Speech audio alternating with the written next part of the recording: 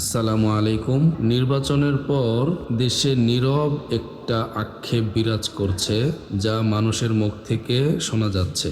আমি ভোটার ছিলাম, ভোট দিতে পারিনি যৌক্তিক কারণে, কিন্তু মানুষের মুখের কথা যা শুনলাম তার মধ্যে থেকে অধিকাংশ মানুষ বলছেন, বা আমার শোনা সব প্রায় মানুষই বলেছেন যে 11 দলীয় জোটকে তারা ভোট দিয়েছেন এবং তাদের নিকট আত্মীয় ব্যক্তিদেরকে ভোট দিতে বলেছেন, এবং তারা খুব মনের আশা ব্যক্ত করেছেন জোরালোভাবে যে তারাই দেশে ক্ষমতা নেই। সন্ধ্যা পর্যন্ত বিভিন্ন সূত্রে আমরা জানতে পারি যে 11 দলীয় জোট জয়ী হয়েছে, কিন্তু রাত 9টা থেকে 9:30টার মধ্যে এমন একটা অবস্থা বিরাজ করছিল বাংলাদেশের মধ্যে, যা সাধারণ মানুষ প্রত্যাশা করে নাই। যেমন ধরুন, একটি হচ্ছে যে ইন্টারনেট স্লো কাজ করা বা ডাউন হয়ে যাওয়া, এটা একটা বিষয় ছিল যেটা সবার মধ্যেই এই সন্দেহ সৃষ্টি হয়েছে যে ভোটে কোনো কারচুপি হতে পারে। রাত 10:30 থেকে গভীর রাত পর্যন্ত এই সংবাদই পাওয়া গেল যে বিএনপি জয়ী হয়েছে। এখন বিএনপি জয়ী হলে ভালো কি খারাপ সেই প্রশ্নে আমি যাচ্ছি না। তাদের যে 1.5 বছরের যে ইতিহাস, সেই ইতিহাস ঘাটলে সামনে ভালো করার চিন্তা ভাবনা আমরা অন্তত আশা করি। যদি করে আলহামদুলিল্লাহ ভালো, তবে জুলাই অভ্যুত্থানের পরে মানুষ যেটা আশা করেছিল সেই আশাটা অন্তত রাখা যাবে না, এটাই আমার ধারণা।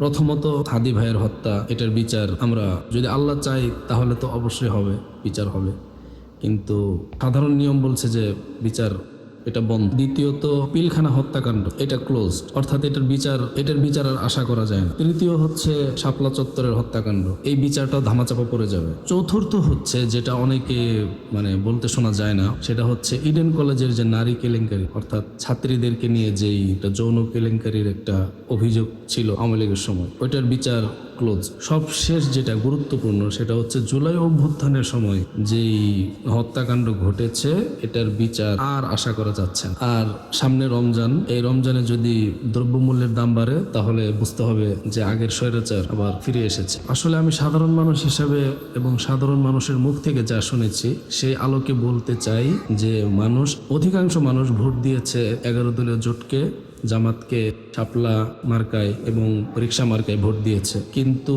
সেই অনুরূপ ফলাফল প্রকাশ পায়নি।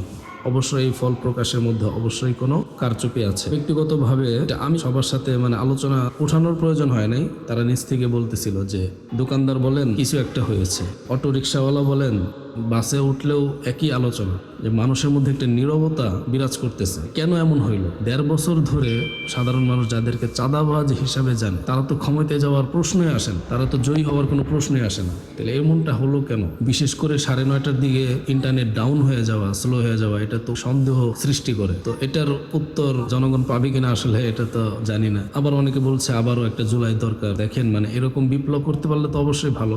এরকম বিপ্লব আসলে বছর বছর হয় না যে প্রতি বছর একটা করে বিপ্লব হবে আর মানুষ মুক্তি পাবে, এরকম সাধারণত হয় না। যেমন ধরেন 17 বছর পর কিন্তু একটা বিপ্লব হয়েছে। তো এরকম আসলে মানুষের মধ্যে যদি সোচ্চার বোধ প্রকাশ পায় তাহলে যে কোনো দুর্নীতির বিরুদ্ধে বিপ্লব করা সম্ভব। এখন কি করা যায়? আসলে দেশের জন্য সবাই দোয়া করি, যেভাবে সুন্দর হয়। আসলে মানুষ তো এবার খুব সোচ্চারভাবেই ভোট প্রদান করেছেন, এটা জানি, কিন্তু এরকম যদি ফল প্রকাশটাই যদি অনিয়ম হয় তাহলে তো এটা ভোট করে তো লাভ নেই। কারণ অনেক মানুষ কষ্ট করে দেখলাম, আমি নিজে ভোট দিইনি ঠিক আছে, কিন্তু অনেক মানুষ দেখলাম যে হুইল চেয়ারে করে, আমার চোখে দেখা যেটা 80 বছর বৃদ্ধা মহিলা, উনি যে ভোট দিতেছে, এরপর অটো রিক্সা করে অনেক দূর থেকে এসে ভোট দিতেছে। তাহলে এগুলো এই নাটকের তো কোনো হয়, ঠিক আছে না? মানুষ এত দূর থেকে ওই গ্রামে চলে গেছে ভোট দেওয়ার জন্য, বা কেউ শহরে আসছে ভোট দেওয়ার জন্য। এরকম যদি মানুষের এত কষ্ট করে ভোট দেওয়ার পর যদি ফল প্রকাশটা হয় অনিয়মিতভাবে এক দলের পক্ষ নিয়ে,